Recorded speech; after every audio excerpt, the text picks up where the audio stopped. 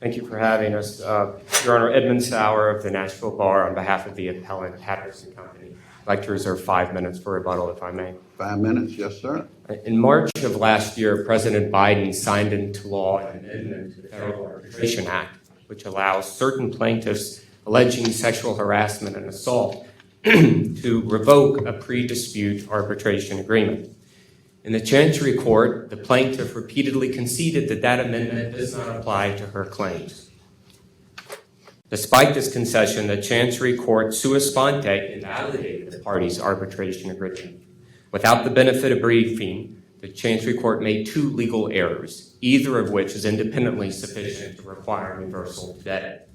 First, the Chancery Court disregarded the congressional directive in Section 3 of the amendment, which specifies that it is to apply only prospectively. And second, even if the federal amendment could apply retroactively to pre-enactment conduct, it would not apply here because these 2 Tennessee parties agreed in contract that their arbitration agreement would be governed by Tennessee law and not federal law. For either of these reasons, we ask the court to reverse the trial court's judgment and enforce the parties' arbitration agreement as written. Counsel, I'm a little lost how we ended up under the Tennessee Arbitration Act in this case. My understanding is that the original motion to compel was based upon under the Federal Arbitration Act, citing Section 3-4 of the Federal Arbitration Act, and that the brief in support of the motion to compel also, I believe there's actually a heading, Federal Arbitration Act governs. How did we end up with the Tennessee Uniform Arbitration Act applying in this case rather than the Federal Arbitration Act? I got lost in the woods somewhere on that one. Can you help me find the path on how we ended up there? Yes, Your Honor. In the original motion to compel, we did rely on federal law. In supplemental briefing that was requested by the court, we provided alternatively in Tennessee law, we would ask the arbitration agreement to be enforced. You referenced that this was sort of sua sponte. Was it similar with regard to applying Tennessee's Arbitration Act rather than the federal? Was either party arguing to apply Tennessee's rather than the Federal Arbitration Act here? Just in the alternative, we advanced the argument, and the court, again on its own, sua sponte, held that Tennessee law would apply, but then didn't wrestle with the issues that we have here today, both the retroactivity and then the choice of law provision and its applicability. It just found summarily at the end of the opinion that Tennessee law would be preempted by this act. So if Tennessee's Arbitration Act is applying, is there any explanation here from the trial court in terms of why the federal amendment is going to be applicable if we're not applying the Federal Arbitration Act, but we're instead applying Tennessee's Arbitration Act? Does the opinion lay out why this one provision of the Federal Arbitration Act is applicable? It infers an implied preemptive force to the amendment at the end of the opinion and summarily finds, well, federal law says that these types of agreements are unenforceable, so necessarily they're unenforceable even though the parties agree that Tennessee law would apply here. Okay, so your understanding of the trial court order is the trial court saying Tennessee's Arbitration Act applies, but this federal provision is preemptive of Tennessee law to the contrary. Yes, Your Honor, and it applies retroactively to pre-enactment conduct. So there are 2 ways that the trial court erred here. One, with the retroactivity of the federal act, assuming federal law applies. And then second, the choice of law issue, Your Honor, that you were asking about. First, I'd like to address the retroactivity point. There is no dispute here that all of the defendants' alleged misconduct occurred before the amendment became effective. So all we have is pre-amendment, pre-enactment conduct at issue. There is no dispute that plaintiffs' claims accrued, using the word of Section 3, accrued before the amendment was effective. And every court that has addressed that question, 3 federal district courts, including most recently the Southern District of New York, have held that Section 3 effectively provides that the amendment does not apply to pre-enactment conduct. And so without the benefit of briefing, the Chancery Court here came to a different conclusion. Without analyzing Section 3's temporal directive, without explaining how it would apply retroactively, We'd submit that that is an incorrect error of law. The court should adopt the interpretation that the three federal courts have adopted and limit Section 3, give Section 3 its plain meaning, which is limited to disputes or claims that arise or accrue on or after the date of enactment. And there's no dispute here that Ms. Grimsley's claim accrued before the enactment. So, Would you agree that if we are applying, let's assume for purposes of argument that this amendment is applicable to the circumstances, we've got the retroactivity issue still, in defining arise and accrue in this case, this is not, we wouldn't be pulling from Tennessee law and understanding what arise and accrue, so that would be a federal case-driven understanding of what arise and accrue means, correct? It could be either, Your Honor. I mean, the amendment specifies that it's to be construed in accordance with federal law. So, I haven't researched the question, but I'm assuming that accrual means in federal common law the same that it means in Tennessee state law, what claim accrues when the underlying conduct has occurred and a legal remedy is available. But the relevant definitional authority would be federal law there in terms of defining those terms. And what federal law says arises is what arises would mean. What federal law says accrues means is what accrues means. I'm not saying it's contrary. I'm just suggesting that federal law would be the relevant authority on that point, right? Interpreting that language of the act, the accrue or arise, I haven't thought much about that, Your Honor. My instinct would be the same as yours, that the federal law would govern what that means. But then ultimately you'd have to look at the state act because this is a state law claim to determine, okay, well, when did this cause of action accrue? And I don't think there would be any conflict between what Tennessee law applies. It's a pretty standard meaning for accrual, which is why the congressional directive, in our opinion, is crystal clear. It's referring to when the dispute, when the claim, when it accrued, when it started, not as the plaintiff posits here, after the claim has been filed. And again, every court that's addressed this question has read it differently than the trial court here. And Section 3 should be given its plain meaning and limited to those situations where the claim is based on conduct occurring after the amendment's effectiveness. If I could just address just briefly the 27D letter that Mr. Lee filed referencing a California case that cited a Bar Journal article suggesting that Section 3 is just a marginal note. Just briefly, there's no such thing as a marginal note. There's a statutory note, and that's what we're dealing here with. Statutory notes they have the effect of law. They're passed by Congress. They're signed by the president. They're included in the statutes at large. And the Office of Law Revision Counsel just makes an editorial judgment about whether to codify it or not. And this is an effective date provision. Its relevance is limited because surely there'll be no more cases like this. And so that office made the determination to include it as a statutory note and not codified, which is quite common. But the point is it's just as legally effective as any other provision enacted by Congress. So the court's reference to that Bar Journal article was mistaken. Section 3 should be interpreted with the effect that Congress intended. The second point, the choice of law provision, I addressed just briefly. The critical point here is that the Tennessee law is not applied here as a default rule. It's not a default forum rule. It's not a default jurisdiction rule. The parties have specifically contracted for Tennessee law to apply. So the preemption analysis the trial court provided at the end of the opinion just assumed that Tennessee was the default jurisdiction. And if that were the case, the default law, that were the case, the preemption question would be a harder one. But we have a situation like there was in the U.S. Supreme Court's Bolt opinion, where the parties specifically contracted for Tennessee law to govern the dispute. And that took the effect of that choice of law provision as a matter of state law. And the Tennessee Supreme Court has said that a general choice of law provision in an agreement is effective to subject the arbitration provision also to that state law and not federal law. That's the Frizzell case.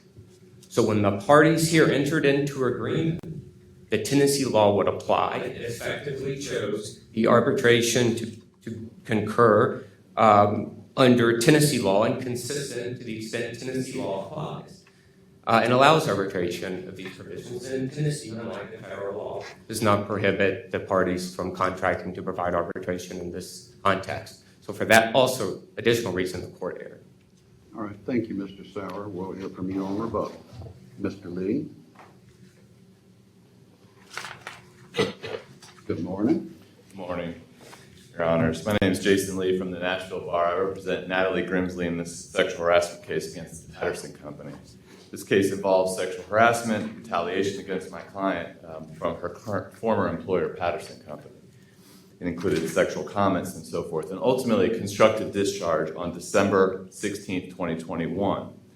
And we filed a case in Williamson County Chancery Court on March 16, 2022. On April 13, the defendant filed the motion to compel arbitration. So the dispute in this case basically concerns whether the arbitration agreement is effective for this case due to the act that we're talking about, the Ending Forced Arbitration and Sexual Assault and Sexual Harassment Act that was signed into law March 3rd, 2022, about 13 days before this suit was filed. It's important to note this change was not a statutory change to Title VII. It was a statutory change to the federal statutes, to the Federal Arbitration Act. So how did we get here? Congress, which can't do anything 100-0 these days, the Senate passed this law to restore access to justice for victims of sexual harassment who are currently locked out of the court system and forced to settle their disputes against companies in a private system of arbitration that favors the company over the individual. That was in the Judiciary Committee comments. Now, so the key question is this: whether the statute applies to my client's the employment which ended December 2021. The language in the actual statute, 9 U.S.C. 402A, provides that a person can elect to invalidate the pre-dispute arbitration agreement. And that is where the first key language appears, with respect to a case which is filed under federal, tribal, or state law. This case was filed after the statute was passed. That language is talking about a case that is filed under state law. Now, recently, the first appellate decision, counsel talked about 3 district court decisions. They're all unreported decisions. At this point, we have trial-level courts that are deciding this. Same in this case. We have a trial-level judge. There's no difference in the authority between these entities. But the first appellate decision was decided, which was the California Court of Appeals decision of Murray. And I cited that, and I recently filed that. And in that case, the court said the Act's language clearly established that it was effective immediately. Section 402, subdivision A, unambiguously provided the Act applied with respect to a case filed under state law and relates to the sexual harassment dispute. And another federal district court case, the Steinberg decision, which both parties cited out of District of Pennsylvania, said the relevant date of the claim or dispute is at the latest when the case itself was filed, which is our position here. So this is an open question at this point. There's no, this is very new. There's no appellate federal decisions on this issue that decide this issue. So let's look at the actual language at issue. The statutory note, which says any dispute or claim that arises or accrues on or after March 3, 2022. This language should be interpreted consistently with the language in 402A, where it said that it applies to any case filed under state law. As this court knows in Coleman versus Olson, the Tennessee Supreme Court has found that when interpreting a statute, we apply the plain meaning of the statute's words in the normal and expected use without a forced interpretation. Words matter, and they must make sense. The language in the marginal note used to describe the effective date refers to a dispute or claim. And know this, none of the federal cases discuss this issue. Okay? This is not something that's been decided in any cases. That same statute also refers to arises or accrues. Based on the natural and ordinary meaning in this context, the or is important. It must mean that the two sets of words have a different meaning and application. Otherwise, it would be redundant and unnecessary. Counsel, do you have any authority, any federal court authority defining arise and accrue in terms of the date of filing of a claim rather than when the conduct that gave rise to the claim occurred? No, I have not found that case law, but this is unique language when it uses the or language. That is something that is unique here. When it has the dispute or claim arises or accrues, the or must have meaning, and those two words must have meaning. For instance, you wouldn't say, do you want a soda or a pop? Those two words have the same meaning. That makes no sense at all. The plain language, we would say, what are you talking about? Those two words are the same thing. We have different parts of the country, obviously, have different views about that. But essentially, that's the same. What are you arguing that's different from arise and accrue in the context of this case? Sure. So What is the difference? the first batch of words is dispute or claim. The first word, dispute, is best interpreted to mean that the date plaintiff knew or should have known about the claim supporting the lawsuit. But that's when a dispute arises. As far as the language that we use. Is it that when it accrues? Well, so the or is dispute or claim. So then there's the second batch. It may be nothing more than inartful language. I'm trying to understand the distinction in this case between arise and accrue. Sure. For arise and accrue, it would be the same thing. The first word, arise, would be the date that the cause of action arose that the plaintiff knew or should have known, the common language that we use. But then the second word, accrues, would be the date of the filing of the suit. That's the only. I'm not sure I agree with you there. I understand. Accrue, we generally use that in a statute of limitations offense to say this action accrued or occurred more than a year prior to the filing of the complaint. But in this situation, when you have an or separated, and there's case law that specifically the Ninth Circuit and the Fifth Circuit have said that is well-established canon of statutory instruction and interpretation that the use of different words or terms within a statute demonstrates that Congress intended to convey a different meaning for these words. So these words have to have a different meaning. And well, I don't think the word or can redefine a term. it's not redefining a term. What it's saying is That's what I'm getting at. sure. What's the definitional distinction between occurred and accrued in the context of this case? In the context of this situation and this statute, it must mean two things. One must mean the date of the cause of action. Okay, I get that argument. And then- It must mean something different. Right. What is the difference? The difference is the date that the plaintiff knew or should have known of the cause of action, and then the date that it was filed. So you're saying the term accrued equates to the filing of a complaint. With this statute, that is our position. Yes, Your Honor. I've never heard it placed in that context. Well, I am dealing with a statute that is new, and there's not been interpretation on this. But this, Sometimes the legislative body uses inartful language. so that brings me to the second big point. Can I Yes. ask you something? Yes. What I think I hear you saying, let me just make sure I understand. You have two sets of words separated by or. Dispute or claim, arises or accrues. You suggest that you don't have a claim until it's filed. You have a dispute before you have a claim. And so arises kind of goes with dispute and accrues goes with claim. That's correct. I think that's the best ordinary plain language interpretation of this statute, which does dovetail into the argument that the trial judge focused on tremendously, which is the retroactive application issue, and talked about the Landgraf case, the Supreme Court case, which talks about the tension between the fact that the court is to apply the law that's in effect at the time the decision is rendered, and then retroactivity is not favored in the law. And the court did a very detailed, lengthy analysis. Once again, none of this is in any of the decisions that are on this so far that are out there, federal district court or otherwise. But the court talked about, in this context, so one of the things defendant raised is that in Landgraf it says that, well, you don't get to this issue unless if the statutory language is extremely clear. Well, here it's not. You have these four conundrums. Whether your honors disagree with that or not, there is some lack of clarity here. So then the question is, well, is it being applied retroactively or not? And the Supreme Court said a statute doesn't operate retrospectively merely because it is applied in a case arising from conduct antedating the statute's enactment. Rather, the court must ask whether the new provision establishes new legal consequences to events completed before the enactment. As a result, the Supreme Court said you've got to determine if there's a genuinely retroactive effect.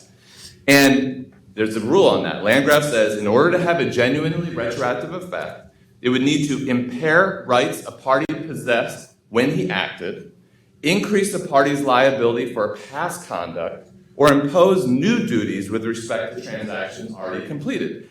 None of those are present in this case with this statutory change. Your argument on that front is this is a procedural change rather than a substantive. It's a forum change. It's only a forum change. It's just a change of forum. And the Tennessee Supreme Court has spoken on it. T.R. Mills, Court of Appeals case, says an agreement to arbitrate does not affect the rights and duties of the party. It shifts the forum of dispute settlement. That is exactly what is happening here. And the court has talked about various things that are not substantive changes in the law, such as a right to a jury trial, a jurisdictional question.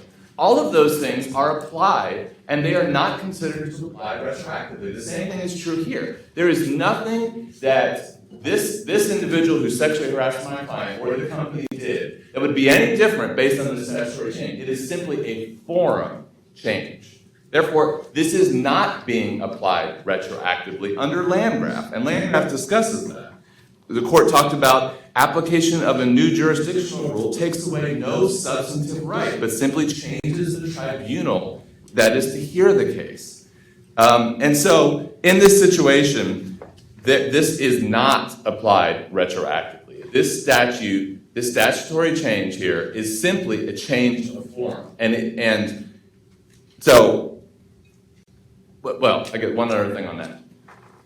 This statutory change does not regulate the primary conduct in this case, which is the sexual harassment conduct and the retaliation conduct. It regulates secondary conduct, simply her election of form. That event can't even happen until after the lawsuit's filed. That event has to happen after the lawsuit's filed. It can't occur at any time before that. Once again, going back to the or language, those words have to have meaning. This is not an amendment to Title VII. It is an amendment to the Federal Arbitration Act, and that has to have a purpose. The last argument, which counsel talked about, was the preemption argument, and saying, well, Tennessee law should apply. This statute is as clear as it gets on preemption. This statute, specifically in 401 and 402, talks about, with respect to a case that is filed under state law, it is explicit. This is the kind of situation that is explicit preemption when the federal courts say, this law applies to any case filed in state law.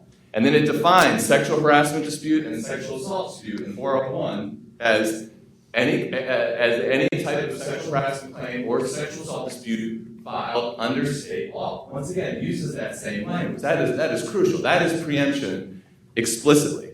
And if counsel's right, well, because the parties in their agreement say we elect to use Tennessee state law, if that's right, every employer in the state can avoid, or in the country can avoid this. All they do is stick one sentence. The parties elect to pursue claims under Tennessee state law or whatever other state that they're in. That is contrary. The entire purpose of this act is to make sure that employers cannot shovel these cases into arbitration and hide them from the public, because that's what's going on. And so the very purpose of this statutory change, is to stop that conduct. And it would be a massive hole if the courts interpreted it and said, well, all you got to do is say, we're just going to elect to pursue this arbitration agreement, interpret it under Tennessee state law or Kentucky or wherever. Because in that situation, that's just a huge out for this federal act. So going back to the clear preemption, counsel's argument about somehow the choice of law provision changes that in some way, it doesn't make sense. It's misplaced. Just because an arbitration provision provides an act, or arbitration agreement is to be interpreted under Tennessee state law, does not mean that when there is federal preemption that applies, that you just ignore that. That there's no case that was cited on Your Honors, for all these reasons, we think that the trial court went above and beyond, had a very well-reasoned decision, and that decision should be upheld by this court. So unless you have further questions, I think I'm done. All right, thank you, Mr. Lee. Mr. Sauer, your rebuttal.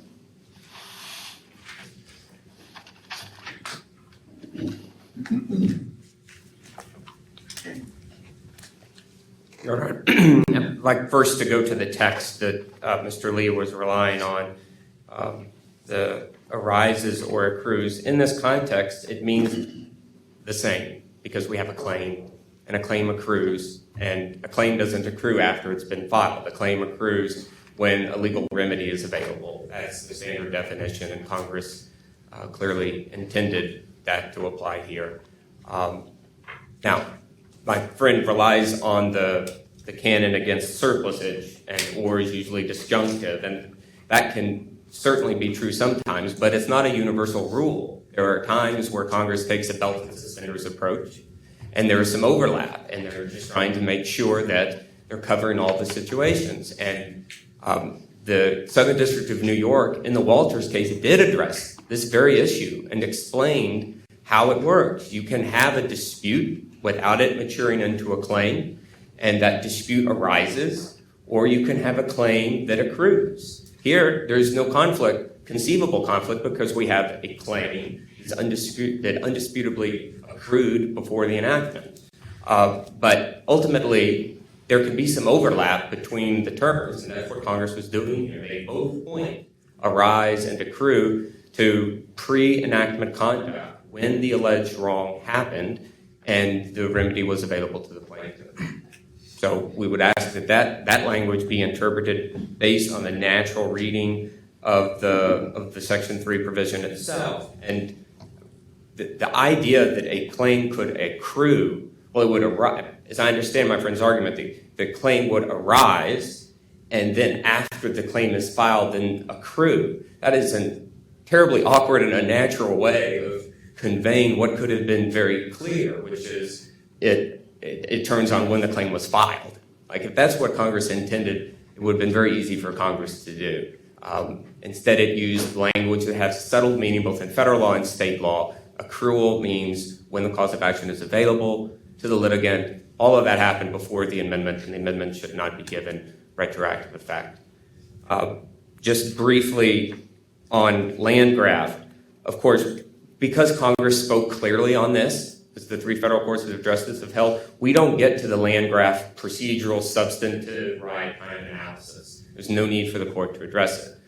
But I'd like to just briefly address that issue because the analysis that the trial court provided on it is mistaken. Again, mistook the fact that the parties here agreed contractually to arbitrate their disputes. This is not just a default rule. And Landgraf tells us that the expectations rights associated with contract far, far outweigh when you're just applying a default rule. So when the parties agreed their dispute would be applied, that their dispute would be subject to arbitration, that's a substantive right. That's not just the statute prescribing the venue. And under Landgraf, even if you got to Landgraf, the retroactivity, anti-retroactivity principle would kick in and we would prevail. Unless you have any further questions, we'd ask for reversal. Hearing Thank you. none, Mr. Sauer, thank you. And Mr. Lee, thank you for your arguments and for accommodating our request to be here at Belmont today.